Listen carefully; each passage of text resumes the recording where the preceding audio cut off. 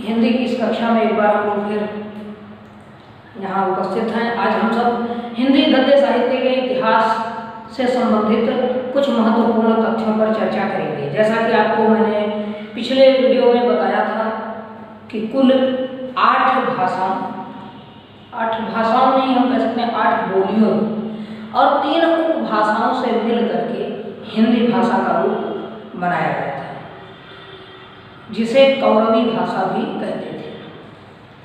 आज भाषा के बाद शैली का विकास कैसे हुआ, शैली कैसे विकसित की गई और कौन कौन सी शैलियाँ विकसित हुई, क्यों विकसित की गई, किसी शैली का विकास क्यों किया गया, इसके बारे में चर्चा करेंगे हम लोग।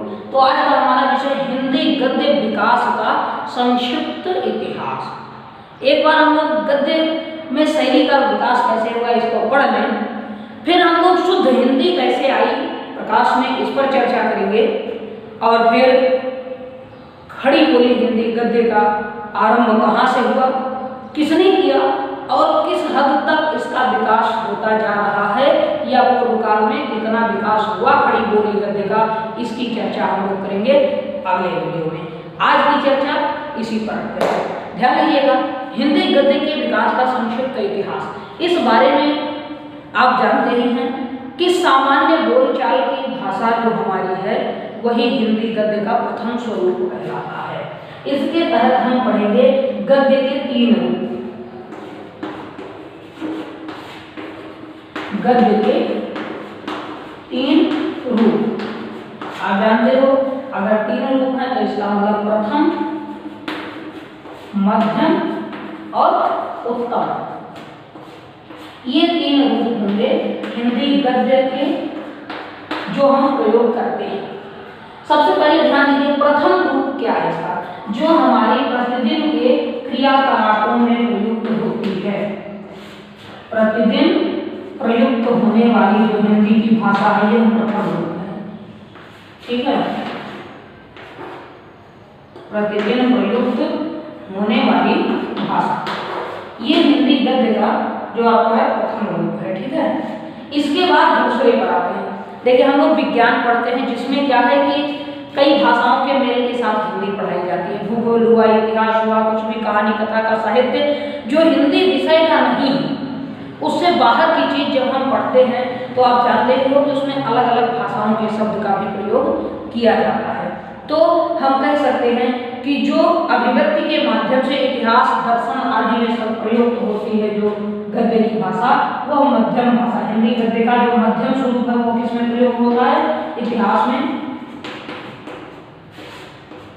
दर्शन विचारों का जो संग्रह है, ठीक है, इतिहास में, दर्शन में, भूगोल में या अन्य, ठीक है, या अन्य विषयों में जो हम हिंदी गद्य का रूप देखते हैं वह मध्यम स्वरूप है हमारे हिंदी गद्य का। इसके बाद उत्तम, नाम ही जिसका उत्तम है, अर्थात वो सबसे अच्छा होना चाहिए। तो जो शुद्ध साहित्यिक रूप में हिंदी का गद्य लिखा जाता है, जैसे आचार्य रामचंद्र शुक्ल, हजारी प्रसाद द्विवेदी जी, पंडित महावीर प्रसाद द्विवेदी जी, ऐसे लेखकों ने जो शुद्ध हिंदी की विशुद्ध रचना की है, वह गद्य का जो स्वरूप है, चाहे वो उन्होंने निबंध लिखे हैं, चाहे उन्होंने नाटक लिखे, उपन्यास लिखे हैं, ऐसी जो भाषाएं हैं जिसमें साहित्य का सौष्ठव दिखता है, साहित्यिक सौंदर्य जिसमें झलक रहा हो। आप इतिहास पढ़ोगे अगर तो इतिहास के ग्रंथ में हिंदी में लिखा जरूर जाता है, लेकिन उसमें आपको रस छंद अलंकार नहीं मिलेगा, उसमें आपको भाषा का सौंदर्य नहीं मिलेगा, शब्द सौष्ठव जिसको कहते हैं वह प्राप्त नहीं होगा। वह सब आपको मिलेगा साहित्य में। जब आप गद्य की किताब पढ़ेंगे, प्रेमचंद को पढ़ेंगे, जयशंकर प्रसाद को पढ़ेंगे, आचार्य रामचंद्र शुक्ल को पढ़ेंगे, महावीर प्रसाद द्विवेदी जी के संस्कृत निष्ठ शुद्धतम हिंदी के साहित्य को जब आप पढ़ेंगे तब हिंदी गद्य का जो सर्वोत्तम स्वरूप है वह आपको प्राप्त होगा। तो हिंदी गद्य का तीसरा स्वरूप क्या है, शुद्ध साहित्य। शुद्ध साहित्य जो इसका है वह हिंदी गद्य का उत्तम रूप है, तीसरा रूप हमें मिलता है शुद्ध साहित्य के रूप में। इसको आप लोग लिख लेंगे अपने नोट में जब आप कहानी बनाएंगे। कि सबसे पहले ये तो आपका टॉपिक है ही, आज की रीडिंग हमारी है हिंदी गद्य विकास का संक्षिप्त इतिहास। फिर आप लिखेंगे हिंदी गद्य के 3 रूप उपलब्ध होते हैं या लिखे गए हैं। प्रथम स्वरूप है जो हम प्रतिदिन प्रयुक्त करते हैं वह भाषा, जिस भाषा में हम प्रतिदिन बोलते हैं। जैसे आपको समझाते हुए मैं प्रयास नहीं करता हूँ कि हिंदी शुद्ध रहे, किंतु कभी कभार कुछ दूसरी भाषाओं के शब्द जैसे अंग्रेजी के कुछ ऐसे हैं जो हमको बोल लेने पड़ते हैं। जैसा कि आप जानते हैं कि अब इस समय हम लोग जिस वातावरण में हैं ये अंग्रेजी को मिश्रित कर चुका है, तो अब आप जान सकते हो आपका काम ही अंग्रेजी साधनों से चल रहा है। जैसे आपका जो दूरभाष तो मोबाइल फोन है, जो आपका माइक्रोफोन है, तमाम चीज़ें जब अंग्रेजी ही सामने रखी हुई है तो आप हिंदी में घुसे जाओगे, कहीं ना कहीं वो अपना असर छोड़ेगी। हाँ, इसके लिए एक सुंदर वातावरण बनाने की आवश्यकता है जहाँ केवल और केवल हिंदी ही हिंदी हो। उसके लिए हमें इस रूप को अपनाना होगा, साहित्य के शुद्धतम रूप को, जो हिंदी का सर्वोत्तम रूप है। तो प्रथम स्वरूप क्या है जो हम प्रतिदिन दैनिक क्रियाकलापों में जिस भाषा का प्रयोग करते हैं वो हिंदी का साधारणतम प्रथम स्वरूप है। फिर इतिहास, भूगोल, दर्शन इत्यादि शास्त्रों में जब हम विभिन्न अन्य भाषाओं के संदर्भ में जिस रूप में गद्य का अध्ययन करते हैं वह हिंदी का मध्यम स्वरूप है गद्य का। और फिर जो शुद्ध साहित्य के रूप में पढ़ा जाता है वह हिंदी गद्य का सर्वोत्तम रूप है, तीसरा और उत्तमतम रूप है। ठीक है, तो इसको आप लोग लिख लेंगे। इसके बाद हम लोग चर्चा करेंगे कि शैली क्यों विकसित की गई, शैलियाँ क्यों बनाई गई, कौन कौन सी शैली सबसे प्रमुख है जो आपको गद्य में प्राप्त होगी। अभी हम लोग केवल गद्य के बारे में पढ़ेंगे क्योंकि गद्य का इतिहास पढ़ना है। जब हम लोग काव्य में चलेंगे तब उस समय हम लोग काव्य की शैलियों के बारे में भी अध्ययन करेंगे। ध्यान दीजिए,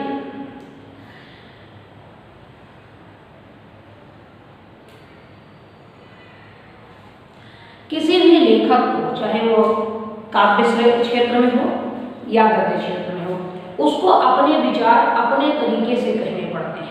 वो किसी की नकल नहीं करता, स्वतंत्र अभिव्यक्ति करनी पड़ती है। और जब कोई अपने विचारों को स्वतंत्र अभिव्यक्ति करेगा, स्वतंत्र रूप में बताएगा सामने वाले से, तब उसकी भाषा को एक नया स्वरूप देना अनिवार्य है, अन्यथा वह दूसरे की नकल करता हुआ पाया जाएगा। अपनी बात को समझाने के लिए सभी लेखकों ने अपने अपने अनुरूप नई नई शैलियों का विकास किया, भाषा के नए शुद्ध रूप लेकर के आए। जैसे प्रेमचंद की शैली सबसे निराली है, सबसे अलग है। उनके बारे में जब वो कहानियों को लिखते हैं तो अगर आप अनुभव करें तो ऐसा लगता है जैसे कथा आपके सामने नाटक पर चला। आप कहानी पढ़ोगे वो भी नाटक की तरह आप अनुमान लगा सकते हैं कि मंच पर ऐसे चल रहा है, हम देख रहे हैं। छोटी छोटी चीज़ें उन्होंने जीवन की अनुभूतियों को इस तरह अपनी भाषा में उन्होंने लिखा है, इसलिए कहीं कहीं पर उन्होंने ग्रामीण शब्दों के भी प्रयोग किए हैं। तो उर्दू के शब्द लेकर आए, अंग्रेजी के शब्द लेकर के आए, तो उनकी शैली सबसे अलग है। फिर आते हैं हमारे जयशंकर प्रसाद जी, इन्होंने भी अपने अनुरूप एक नई शैली का विकास किया। रामचंद्र शुक्ल जी की शैली अलग है, महावीर प्रसाद जी की शैली क्लिष्ट है, उनकी सबसे अलग है। तो हम लोग हिंदी गद्य की जो हमारी 3 प्रमुख शैलियाँ हैं इनके बारे में पढ़ेंगे।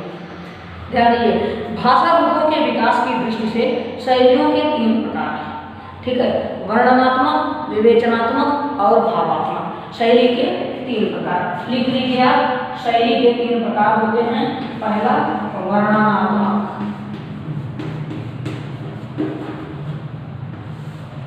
दूसरा रूप है विवेचनात्मक और जो इसका तीसरा रूप है वो है भावात्मक।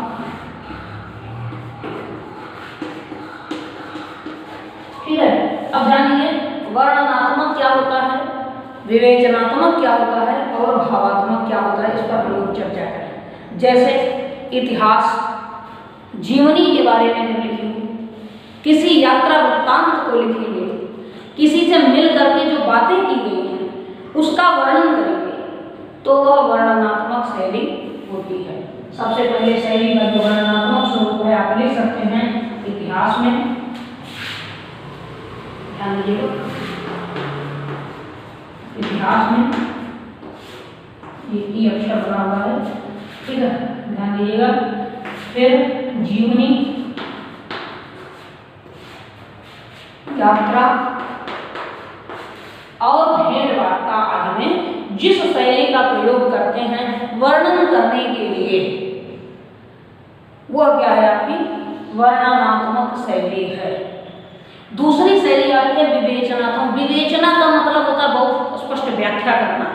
जैसे आपको किसी लेखक के बारे में पढ़ते हैं, आप मान लीजिए हाई स्कूल में आपका जो गद्य का पहला पाठ है मित्रता, जिसे रामचंद्र शुक्ल जी ने लिखा।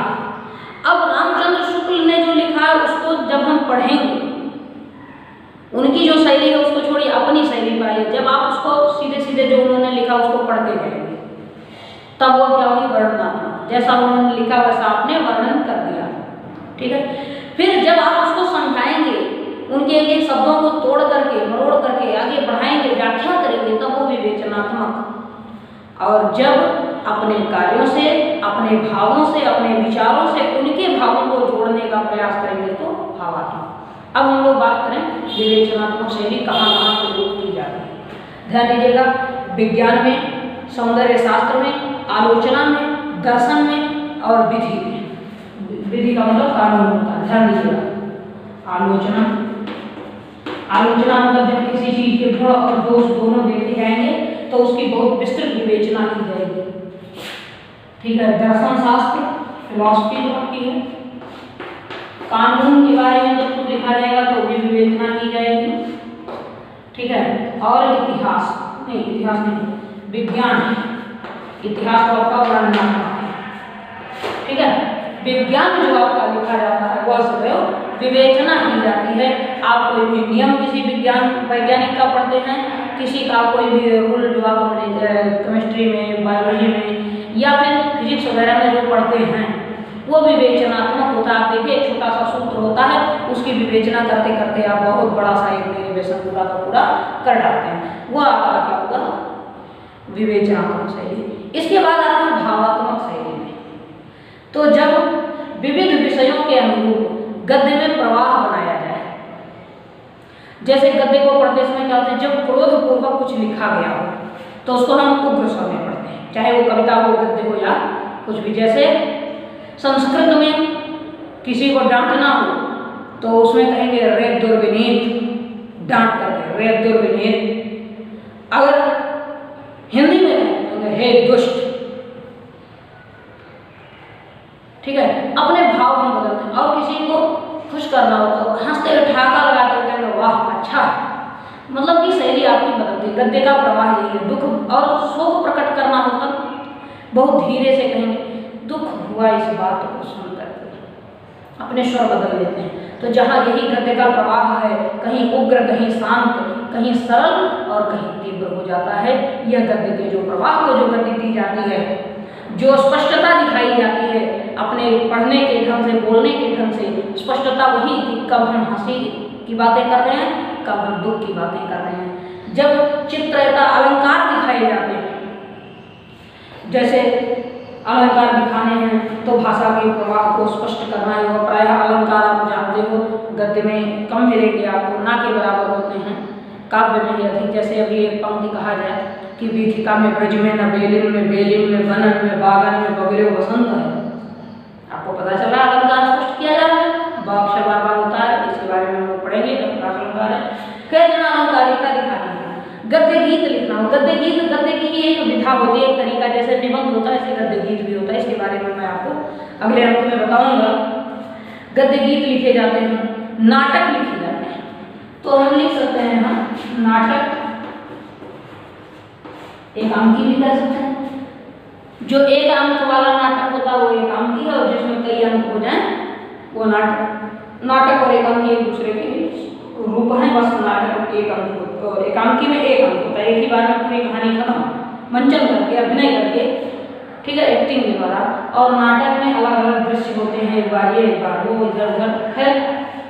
नाटक हुआ गद्य गीत, इसको लिख लीजिएगा गद्य गीत में।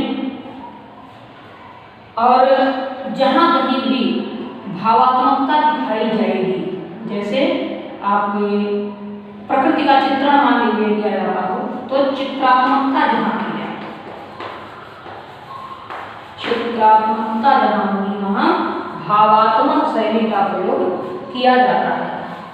ठीक है, अब देखिए आगे हम लोग थोड़ा सा और इस पर चर्चा कर लें। ये शैली के जो आपके 3 रूप है, पहली है वर्णनात्मक शैली जिसमें इतिहास, जीवनी, यात्रा, वृत्तांत, भेंट वार्ता वगैरह पढ़ी जाती है, लिखी जाती है। विवेचनात्मक शैली में आलोचना की जाती है, दर्शन शास्त्र लिखे जाते हैं, कानून लिखे जाते हैं और विज्ञान लिखा जाता है। इसके बाद भावात्मक शैली में नाटक लिखे जाते हैं, गद्य गीत लिखे जाते हैं, अलंकारिकता, चित्रात्मकता का वर्णन, प्रकृति का सजीव चित्रण करना हो तो भावात्मक शैली का प्रयोग करते हैं। फिर आगे हम लोग अब थोड़ी सी चर्चा करेंगे गद्य और काव्य के आने की, किस तरह से ये हमारे सामने आए। पहले गद्य आया कि पहले काव्य। तो जैसा कि आप लोगों ने 9th क्लास में पढ़ा है और शायद इसके पहले भी पढ़े होंगे या हाई स्कूल में पढ़ने चाहिए। देखिए, किसी भी भाषा में सबसे पहले अवतरण हुआ काव्य का। सबसे पहले कुछ अगर लिखा गया तो वो काव्य है। संस्कृत में भी सबसे पहले काव्य लिखा गया, हिंदी में भी सबसे पहले काव्य लिखा गया और जितनी भी अन्य भाषाएं हैं सब में सबसे पहले काव्य ही लिखा गया कि अंग्रेजी में भी। ठीक है, काव्य ही लिखे हैं। साहित्य जब बनाए गए तो काव्य सबसे पहले लिखा गया। ऐसा क्यों? क्योंकि मनुष्य की प्रकृति जो है, मनुष्य का जो स्वभाव है वह भावात्मक है। गद्य की अपेक्षा काव्य कहीं अधिक भावपूर्ण होते हैं। अपने भावों को सरलता से व्यक्त करने के लिए मनुष्य ने काव्य की सृष्टि की। तो एक कारण तो यह है काव्य के आने का। दूसरा यह है कि आरंभ काल में आप जानते हैं कि प्रिंटिंग प्रेस, टंकण और मुद्रण की व्यवस्था नहीं थी। लोग रट करके याद करते थे चीजों को। तो ऐसे समय में गद्य की अपेक्षा काव्य को, कविताओं को रटना आसान होता है, उसको गाते गाते लोग याद कर लेते हैं।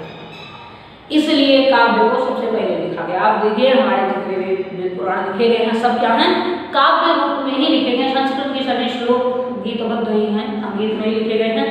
तो इस तरह से काव्य पहले इसीलिए अवतरित हुआ क्योंकि मनुष्य अपने भावात्मकता के आधार पर काव्य को सबसे सरलता से समझता था, याद रखता था और एक दूसरे को सिखाने में उसे इससे सहायता भी मिला करती थी। ठीक है, इसके बाद परिणामतः कई शताब्दियों तक पद्य की ही प्रमुखता रही। सबसे अधिक अगर कुछ लिखा गया तो वो क्या था? काव्य लिखे जाते थे।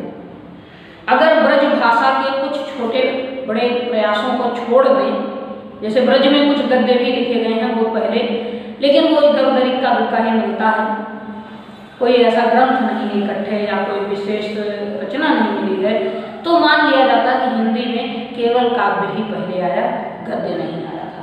ठीक है, गद्य का वास्तविक जन्म जो हुआ वो 19वीं शताब्दी में हुआ, जब भारतेंदु जी के ठीक पहले राजा शिव प्रसाद सितारे हिंद और महाराजा लक्ष्मण सिंह जैसे 2 विद्वान आए, जिन्होंने इन 8 बोलियों और 3 उपभाषाओं से बनी हुई हिंदी भाषा को एकत्रित करके 2 अलग अलग नए रूप दिए।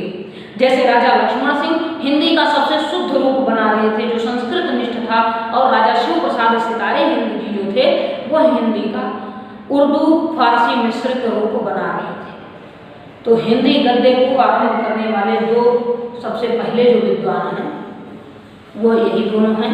राजा शिव प्रसाद सितारे हिंदी के संरक्षक रहे और राजा लक्ष्मण सिंह। इसके बाद जब खड़ी बोली को हम लोग पढ़ेंगे तो उसमें दूसरे लोग हैं, 4 लोग नायकों के नाम आएंगे जिन्हें आप 9 में पढ़े हैं, 10 में मैं फिर बताऊंगा। फिर देखिए, आज सृजनात्मक और उपयोगी दोनों ही प्रकार के साहित्य हमारे सामने अधिकार उपस्थित हैं।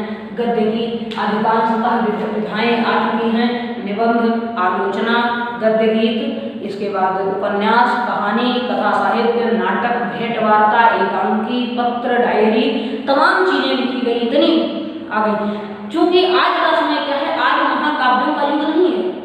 अब लोग काव्य की अपेक्षा गद्य को प्रधानता देने लगे हैं, तर्क को प्रधानता देने लगे हैं, विचारों को प्रधानता देने लगे हैं, भावों को कहीं पीछे छोड़ दिया है। इसीलिए काव्य की अपेक्षा गद्य कहीं आगे बढ़ता जा रहा है। इसका प्रभाव यहाँ तक हो गया है कि जो वर्तमान काल के काव्य के ग्रंथ हैं, काव्य में भी मुक्तक छंद आ गए जो प्राय गद्य के समान लिखे जाने लगे हैं। इसीलिए आचार्य रामचंद्र शुक्ल ने काव्य के आधुनिक काल को गद्य काल का नाम दिया है।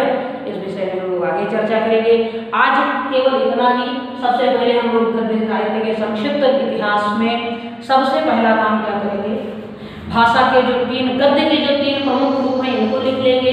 इसके बाद जो हमने बताया अभी शैली जो 3 प्रकार की विकसित हुई इसको लिख लेंगे। फिर काव्य की सृष्टि गद्य से पहले क्यों होती है, इसके जो 2 कारण मैंने बताए हैं उसको आप नोट कर लीजिएगा। आगे हिंदी गद्य का आविर्भाव कैसे हुआ, हिंदी गद्य का जन्म कैसे हुआ, खड़ी बोली गद्य किस तरह से विकास में आया, कौन कौन इसको लाने वाले थे, इसके बारे में हम लोग कल पढ़ेंगे अगले वीडियो में। इतना पढ़िए। धन्यवाद।